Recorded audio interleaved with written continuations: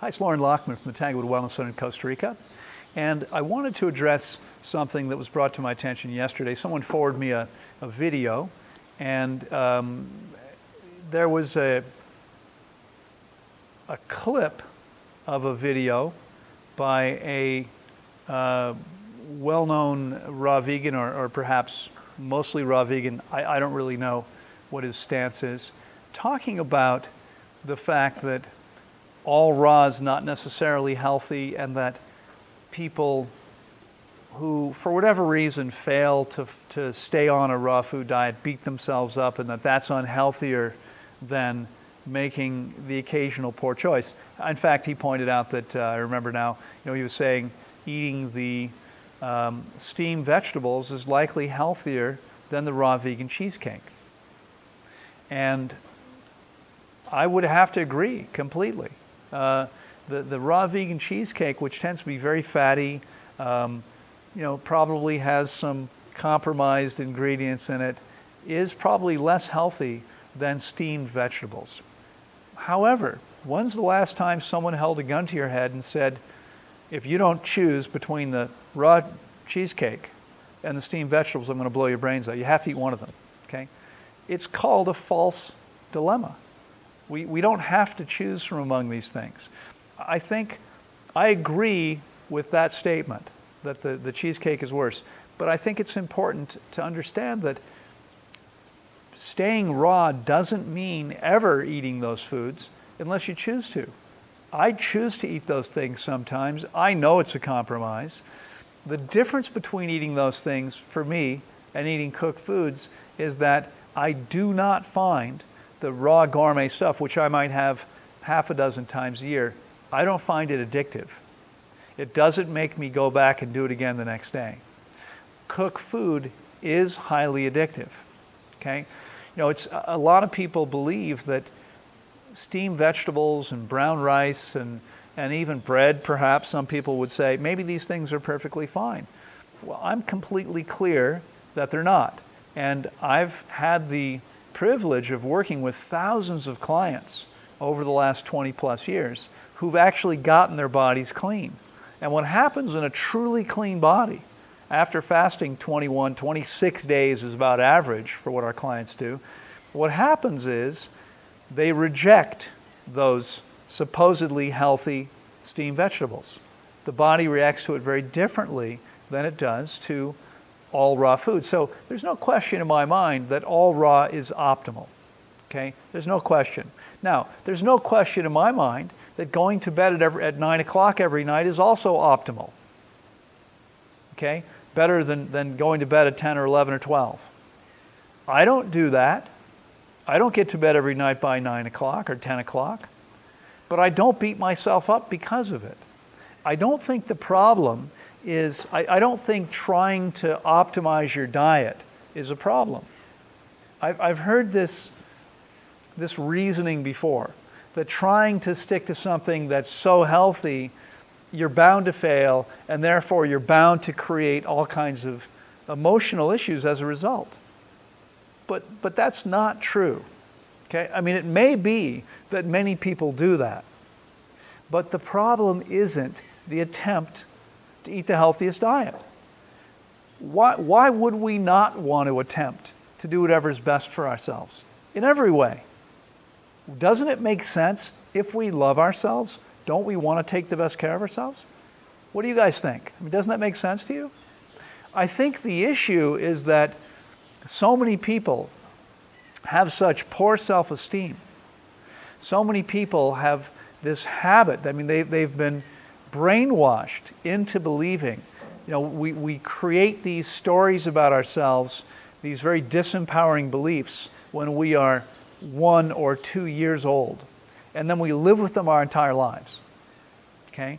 And so if you're walking around today and you're not 2, but maybe you're 20 or 30 or 40 or 50 or 60 or older, and you're still believing that you're not good enough, or that you're not lovable, or that there's something wrong with you, you probably have a long history of beating yourself up at every opportunity. And so it may appear that trying to make the best choices, that's just another chance to beat yourself up. Of course you're not going to do it. Of course you can't succeed. In fact, people who go around with these beliefs are already telling themselves exactly this. They're not going to succeed. How could they? They don't succeed at anything because they're messed up, because they're worthless, because these are the kinds of beliefs that people have. And having worked with thousands of clients, I see this over and over again. Okay, in virtually every single person I've ever worked with, there's some underlying emotional issue, something that underlies the physical complaints, something that's helped them create those physical complaints, okay, which generally speaking, we have created ourselves. So this is just like everything else we ever talk about here, okay? If you want to heal something, what do you need to do? Does a Band-Aid help? Does a supplement help? Does a drug help? They don't help because they don't address the cause of the problem. Real healing always is about addressing the underlying cause of the issue. Well, the underlying cause of the emotional stuff, of the issues that come up for people, the tendency to beat themselves up, self-flagellation, this is not because we try to make excellent choices and fail. It's because we try to make excellent choices and fail and have these underlying beliefs that there's something wrong with us. How many people here have ever competed in a sport? Competitive sports, okay? Did you always win? Did you beat the crap out of yourself when you didn't win? Of course not. Some people probably do. Some people probably do that, right? But it's entirely possible to go after everything in the world, right? To aim high, to shoot for the moon, to go out to create the very best version of yourself possible and the most magnificent life for yourself that you can, with full awareness that you're going to fail from time to time. And some people would say it's not even failure as long as you learn from it. Right? I mean, it's really failure when A, you don't succeed in your goal in that moment, and B, you learn nothing from it. Then you've actually failed. Right? I mentioned recently Edison. Edison was asked, what was it like to fail 1,000 times? Was it 1,000? More than 1,000. Yeah, it was some outrageously high. It might have been like 100,000 times. Now, what did it feel like to fail all those times to come up with a light bulb that worked? What happened was he kept using filament material that would burn out. He said, what did it feel like to fail so many times? A reporter asked him this, and he said, I never failed. I learned 1,000 ways it didn't work. It's all in how you look at it. It's all in how you look at everything. Okay? We're only failing if we're not learning, right? Anybody here familiar with a book called The Confederacy of Dunces? No? It was a Pulitzer Prize-winning book. The author, after he finished, looked at it. I think he might have submitted it to a couple of publishers, was rejected, looked at the book and said, the book is a failure, I'm a failure, and he killed himself. And he was 22 or 23 years old, 24 years old maybe. His mother continued sending out the manuscript, got it published, it won multiple prizes. Okay? So it's not the failure to do anything that creates the behavior that's so harmful to us. It's how we interact with it. What we need to do is deal with the underlying issue. Find a healthy way of interacting with life. Okay? It's, do the best for yourself, whatever that means. If that means working out 4 days a week, great, do that. If you only make 3 times or twice or not at all 1 week, it doesn't mean there's something wrong with you. You don't have to hate yourself. Some people will, but that's completely unnecessary. Do the work to get to the bottom of those issues that are creating that self-reproach. And then you can go ahead and opt to eat as optimally as possible. And if you, for whatever reason, don't succeed at some point, it's not the end of the world. You pick yourself up, you dust yourself off, you learn something from the experience. I once learned 22 years ago that eating a large pizza wasn't a good idea for me anymore. I could barely move for 2 days. Okay, I was a raw vegan until I went and ate a regular conventional raw pizza with cheese on it. Okay? Am I a terrible person? No. A moment of weakness, whatever. I mean, stuff comes up. It happened. It's not the end of the world.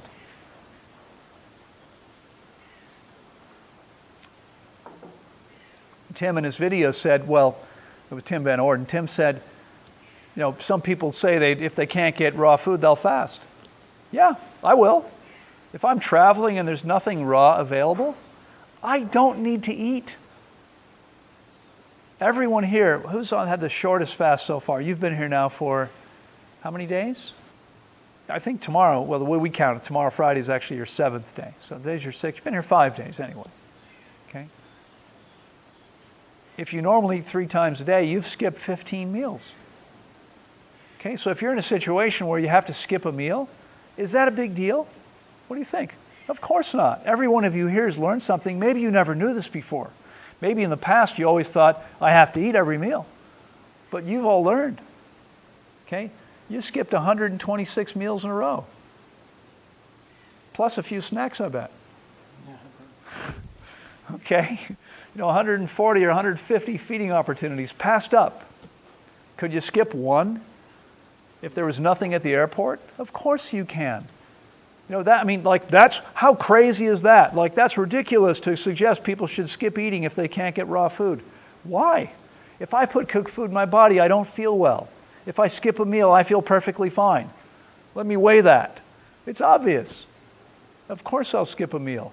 Now, in 24 years, I've never been in a situation where I couldn't get food one day. Like maybe at the airport there's nothing, but then I get where I'm going and I find a shop and I find some fruit. I go to a restaurant and find a salad.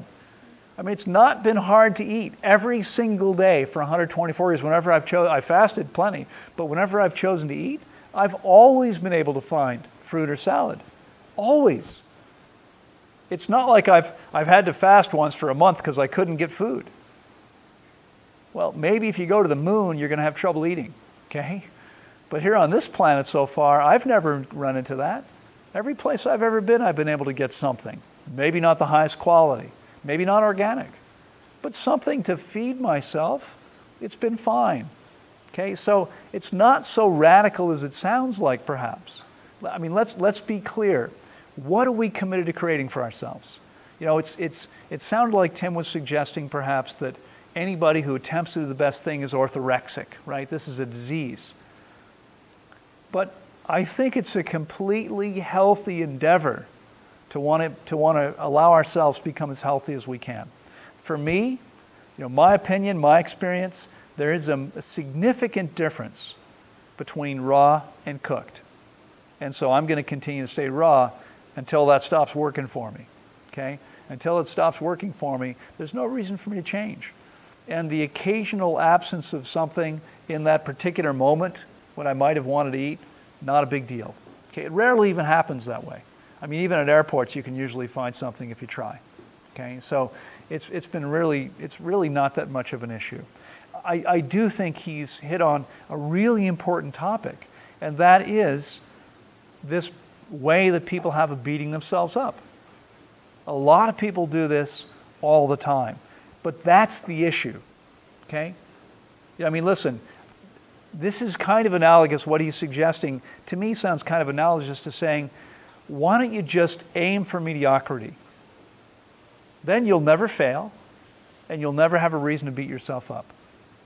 Now, I know he doesn't think of this as mediocrity because I believe he really believes that you can be very healthy eating cooked food. And it's true. Relative to most people, you can be very healthy. But if what you want is to be as healthy as possible, I'm completely clear that's going to require that you optimize your diet. And that always means raw. It doesn't mean anything raw is the same. It means an optimal raw diet. It means ripe, fresh, organic fruit, mono meals, ideally of high water content foods most of the time, simple green salads. That's the best you can do. Fortunately, it's the easiest stuff to find, okay, almost anywhere. So that's going to be the optimal way. You know, it's absolutely true. I mean, there are people that say, well, I'm raw, and they live on raw junk food. I mean, in many places, in Whole Foods today, you can go into most Whole Foods and buy pre-packaged raw snacks, raw, you know, kale chips, crackers, cookies, things like that. Are these things good for you? No. They're dehydrated, okay, they're processed. They don't contain most of the nutrients they started out with. They don't contain any water. They're going to completely clog your system up and bog it down. I mean, this, you know, if you want to eat those things occasionally, that's fine. But that should not be your staple. So if by saying, you know, raw is best, and as anything raw, we make excuses, well, this is raw, it's okay. No, that's silly. Let's be clear about what's optimal. Let's not shoot for a raw vegan diet. Let's shoot for an optimal diet. Let's shoot for optimal health. If that's what you're committed to, okay? You can all do that. So I hope that makes sense. I'll see you next time.